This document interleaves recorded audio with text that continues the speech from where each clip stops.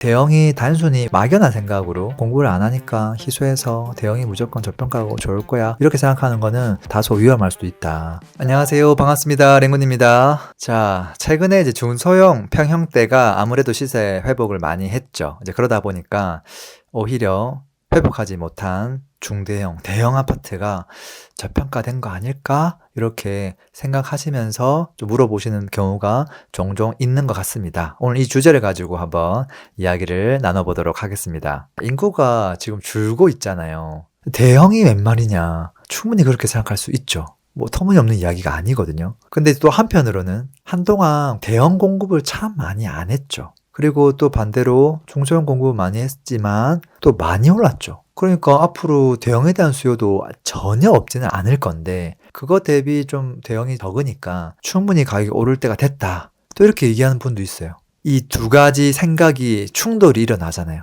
과연 뭐가 맞을까? 조금 다양한 관점으로 한번 생각해 볼까요? 극단적으로 한번 생각해 보면 좋을 것 같아요. 예를 들어서 뭐 24평이 좋냐, 33평이 좋냐, 이거 애매하거든요. 별 차이 없으니까. 그게 아니라 18평짜리, 방 2개짜리, 정말 커봤자 20평 이하 이런 아파트가 하나 있고 60평대 뭐 이런 아파트가 있다고 하면 극단적으로 생각해 보자고요. 둘 중에 어떤 게 나을까? 자, 일단은 2개의 평이 있으면은 사람들이 이제 나뉘어지겠죠. 어떤 사람들이 18평으로 갈까요? 18평에 살 수 있는 사람은 분명히 정해져 있겠죠. 좀 나이가 좀 젊거나 자녀가 없거나 어떤 분들은 뭐 1인 가구, 2인 가구 충분히 수요가 있겠죠. 근데 60평 넘어가는 주택은 어떨까요? 아파트가 많지 않아요, 사실. 그 정도 평형 자체가.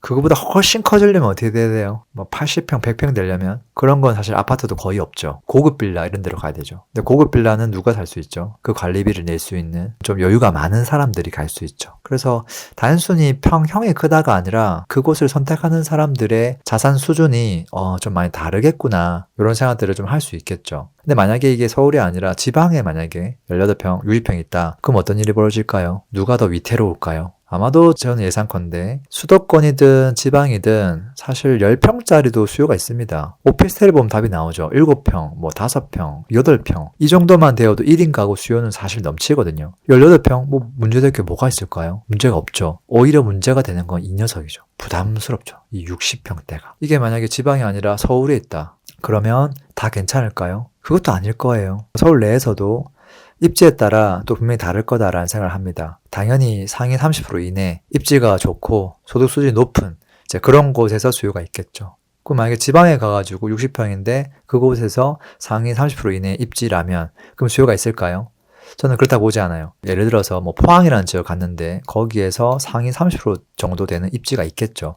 근데 그렇다 하더라도 절대적인 그 평당가와 가격 자체가 높지 않기 때문에 큰 평수를 소화할 수 있는 사람들이 저는 많지 않다고 봅니다. 단순하게 그 입지에 대한 상위 몇 프로를 말하는 게 아니라 대한민국 전체에서 개인 소득 수준 상위 몇 프로 이내로 들어와야지만 대형을 소화할 수 있다. 이 생각을 조금 가지면서 들어가면 대형이 저평가인데 해도 될까요? 라고 했을 때 그 대형이 어디에 있는 거냐 했을 때 이 관점을 이해를 하면 해도 된다, 해도 안 된다가 오히려 쉽게 답이 나올 거라고 생각을 합니다. 또 다른 관점 좀 볼까요? 제공하는 입장에서 어떨까요? 시행사 입장에서는 사실 대형이 좋죠. 땅은 똑같이 이렇게 있는데 건물 딱 지어가지고 이렇게 딱 벽체 세워가지고 2개로 딱 끝내면 너무 좋죠. 큰 평수로 2개. 근데 이거를 여러 개를 이렇게 작은 거를 하려면은 어떻게 돼요? 호실을 여러 개 만들어야 되고 그 호실마다 뭐 싱크대 뭐 다 만들어야 되잖아요. 건축비가 더 많이 들어가겠죠. 그럼 이렇게 생각해보면 야, 내가 대형을 사면 제공자 좋은 일만 내가 시키는 거구나 라고 생각할 수도 있겠지만 사실은 또 반대로 얘기하면 이용자 입장에서 사실은 상관이 없어요. 왜냐면 큰 평수라고 해서 거기에 싱크대가 안 들어가는 게 아니고 뭐 화장실도 있을 거 있는 거고 그걸 이제 제공하는 사람이 유리한 거지 이용자는 이렇게 하든 저렇게 하든 우리가 이용하는 건 한 개 호실이라서 사실 똑같습니다. 그러니까 손해보는 건 아니에요. 이건 별 중요한 관점은 아니다 라는 생각이 들고요. 자, 앞에서 나왔던 인구가 줄어들고 또 자녀도 줄고 심지어 애를 또 안 넣으려고 하고 이런 것들은 트렌드니까 대형이 과연 괜찮은 선택인가? 당연히 절대 수요가 줄어드는 거는 사실이죠. 맞잖아요. 인정을 할 걸 인정해야 되거든요. 다만 이제 수요와 공급이 있는데 대형의 수요가 0은 아니잖아요. 분명히 있단 말이에요. 이 수요가 조금씩 주는 건 사실이죠. 근데 그거 대비 공급이 또 너무 많이 줄어들면, 공급을 너무 안 하면 이게 희소성을 가질 수도 있겠죠. 근데 만약에 둘 다 내려가면 그냥 적당하다고 볼 수도 있겠죠. 근데 이제 최근에 이제 건설사들의 선택이 뭘까라고 보면 대형 공급을 잘 안 합니다. 진짜 많이 안 해요. 오히려 예전에는 제일 작은 평형이 24평인 경우가 많았거든요. 지금은 한번 보세요. 광명에 있는 거부터 시작해서 또는 저 개포동에 있는 신축, 뭐 그 외 아파트들 보면 은근히 20평, 18평 되게 많습니다. 올림픽 파크 포레온 이런 것들도 생각보다 20평 이하 평형이 많거든요. 그 정도 입지가 되면 예전에는 그걸 절대 공급할 이유가 없었는데 공급하는 사람조차 그 트렌드를 읽고 10평대에 대한 수요가 훨씬 많다. 앞으로 더 많아질 것 같다. 이런 생각을 하고 있는 것 같아요. 그러니까 대형이 단순히 우리 그냥 막연한 생각으로 뭐 조금 공부를 안 하니까 희소해서 대형이 무조건 저평가고 좋을 거야 이렇게 생각하는 거는 다소 위험할 수도 있다. 인구 트렌드에 맞춰가지고 작은 평형을 선택하는 게 조금 더 무난하지 않을까. 큰 평수는 관리비도 부담이고 그걸 유지하는 것 자체가 만만치가 않거든요. 제가 지금까지 조금 뭐 이야기한 것들을 요약해보면 이용자 관점에서 이제 누가 이 평형대를 이용하느냐, 큰 평수는 이건 정말 조금 여유가 있는 사람이다. 작은 평수는 평범한 사람들, 절대적인 그 많은 사람들이 다 이용할 수 있다, 사실은. 일반적인 입지에다가 좀 입지가 좋은 곳이 아니라 애매한 곳에다가 대형을 공급해버리면 이건 수요층이 안 맞기 때문에 부자들은 입지가 안 좋은 곳에 들어가 살 이유가 없잖아요. 그러니까 이건 타겟이 아예 안 맞아버리는 거죠. 진짜 일부 지역에서만 대형을 고려하셔야 된다. 이렇게 결론이 빨리 나오는 거고요. 제공자 관점에서는 제가 이거는 뭐 큰 고려할 필요가 없다 이렇게 얘기했고, 인구적으로는 이거는 좀 고려할 필요가 있다. 제 생각은 그래요. 웬만하면 대형보다는 저는 작은 평형이 낫겠다. 이 생각을 가지고는 있습니다. 또 잘못된 관점들도 몇 개 체크해보면 좋을 것 같아요. 막연하게 서울은 수요가 많으니까 대형은 괜찮아. 근데 지방 같은 경우는 안 돼. 저는 사실 서울도 다 된다고 보지 않습니다. 서울도 서울 나름이다. 지방은 당연히 어려운 게 조금 맞긴 한데요. 그리고 지방도 사실 무조건 안 되는 거 아닙니다. 지방에서도 정말 입지가 좋고 거기서 조금 자산가들이 거주하는 곳에서는 니즈가 있죠. 근데 그게 이제 퍼센테이지가 몇 프로 안 된다는 거, 그걸 감안해서 진짜 그 입지로 콕 선택하지 않으면 웬만하면 중소형을 하는 게 낫죠. 지방에서도 입지가 안 좋으면 대형 무리하게 할 필요가 전혀 없다. 그리고 앞으로 이런 관점도 있겠죠. 대형은 안 지으니까 앞으로 대형이 오를 것이다. 이렇게 볼 수 있을까요? 수요가 쭉 같이 감소하고 있는데 그렇게 볼 수가 없죠. 그리고 대형이 이미 옛날에 지어놨던 게 많기 때문에 쉽지 않다.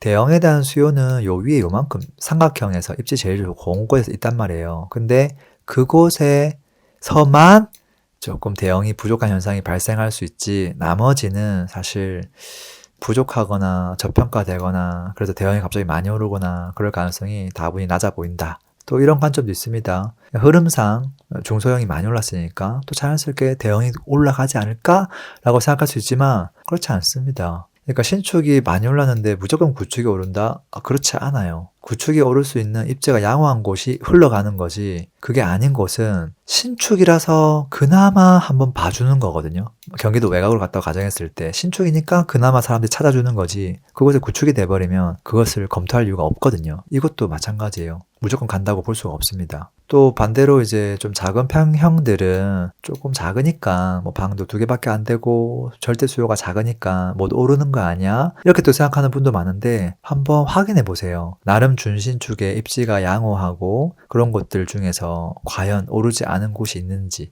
뭐 대표적으로 예를 들어서 위례신도시 정도 볼까요? 위례신도시에 한 20평 정도 되는 아파트들이 쭈르륵 있거든요. 과연 그 아파트 시세가 어떻게 되고 있느냐, 회복을 잘하고 있거든요. 그거 말고도 나름 너무 오래된 구축 말고 입지가 조금 낮춰진다 하더라도 적당한 신축만 되더라도 사실은 시세를 잘 가고 있어요. 그래서 대형보다는 얘가 빨리 가고 있는 건 지금 사실이거든요. 자, 그러면 18평보다 훨씬 작은 평형은 어떨까요? 라고 또 묻는 분들도 있어요. 저는 이게 너무 작아지면 안 된다고 봐요. 방 하나짜리 이런 거 있죠. 그러면 오피스텔하고 경쟁을 해야 되거든요. 근데 오피스텔 대비 아파트가 훨씬 비싸단 말이에요. 근데 별 차이가 없잖아요. 그러기 때문에 그래도 방 2개, 베란다 있고 좀 아파트스러움을 갖춘 구조가 나오는 그 정도 사이즈는 나와줘야 되지 않을까. 그래야 이게 아파트로서 좀 가치가 있지 않을까. 이런 생각이 좀 들고요. 그 다음에 또 질문이 나올 수 있는 게 평형은 작은데 아파트 세대수가 많아요. 대단지예요. 근데 어떤 거는 약간 나홀로 아파트예요. 세대수 좀 작아요. 근데 24평이에요. 두 개가 뭐가 나을까? 여러분 생각 어떠세요? 보통은 이제 24평이니까 이게 너무하지 않을까요? 생각할 수 있는데 저는 전자가 낫다고 보거든요. 왜냐면 아파트 거주했을 때 가장 큰 장점 중에 하나가 뭐냐면 커뮤니티예요.